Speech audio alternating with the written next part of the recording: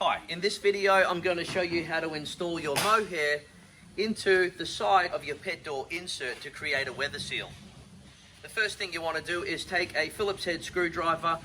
Where these holes have been drilled, there can be some leftover aluminium particles.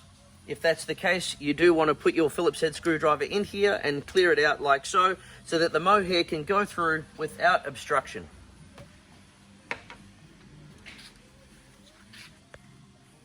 Starting at the top of your pet door insert, we're going to take our mohair and slide it into the channel on the side of your pet door.